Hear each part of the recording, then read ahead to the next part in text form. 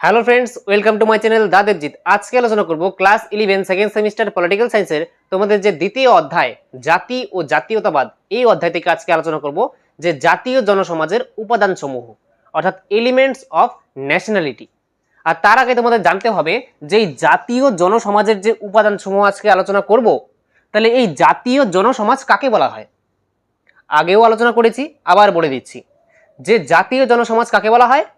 যে একটা নির্দিষ্ট ভূখণ্ডের মধ্যে বসবাসকারী এমন একটা জনসমাজ, ঠিক আছে, একটা নির্দিষ্ট ভূখণ্ড যার মধ্যে একটা জনসমাজ অর্থাৎ জনগোষ্ঠী বসবাস করে, এবং সেই জনগোষ্ঠী কিন্তু রাজনৈতিক চেতনা সম্পন্ন হতে হবে। ঠিক আছে, এই জনগোষ্ঠী কিন্তু রাজনৈতিক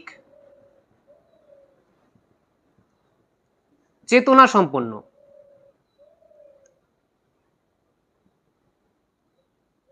তাহলে একটা নির্দিষ্ট ভূখণ্ডে বসবাসকারী এমন একটা জনসমষ্টি যার মধ্যে রাজনৈতিক চেতনা থাকবে, এবং তাদের মধ্যে ভৌগোলিক, বংশগত, ভাষাগত, ধর্মীয় এই সবের উপর ভিত্তি করে তাদের মধ্যে একটা ঐক্য পরিলক্ষিত হবে।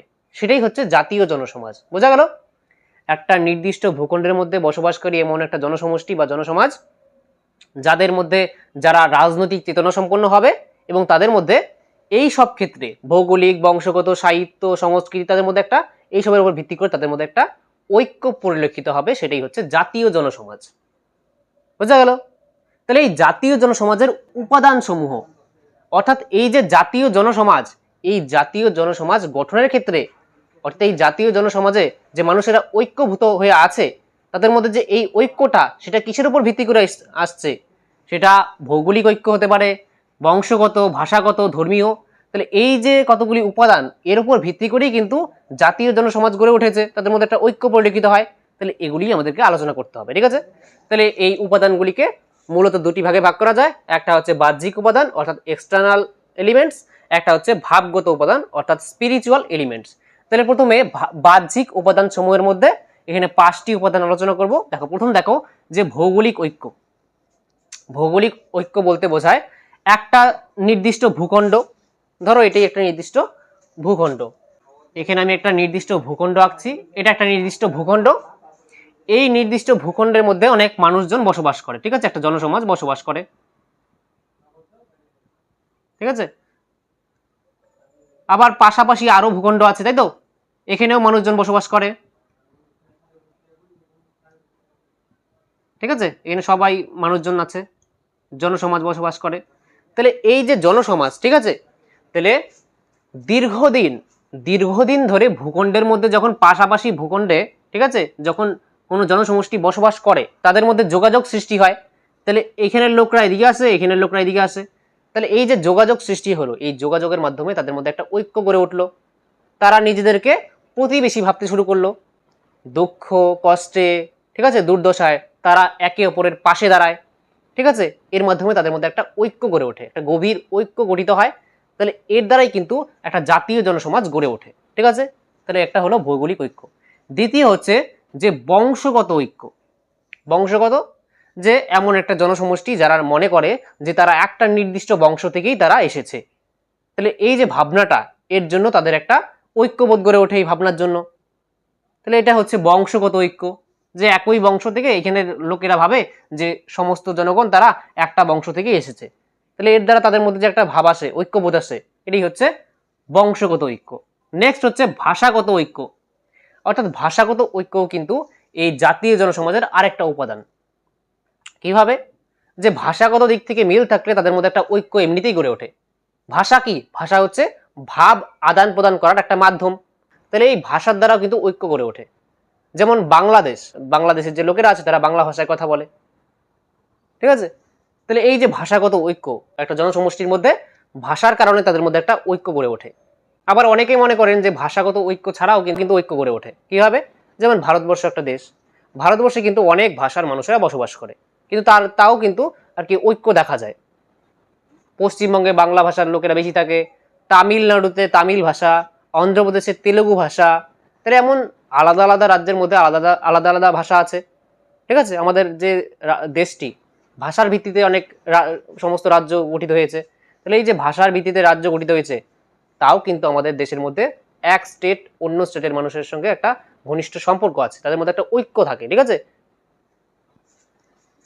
তারপরে হচ্ছে ধর্মীয় ঐক্য। ধর্ম এমন একটা উপাদান যেটা জাতীয় জনসমাজের একদম সব থেকে অন্যতম একটা উপাদান, এত শক্তিশালী একটা উপাদান, যেই উপাদান অর্থাৎ ধর্মটা একটা সমাজের মানুষের মধ্যে সহজেই কিন্তু মানুষদেরকে ঐক্যবদ্ধ করতে পারে।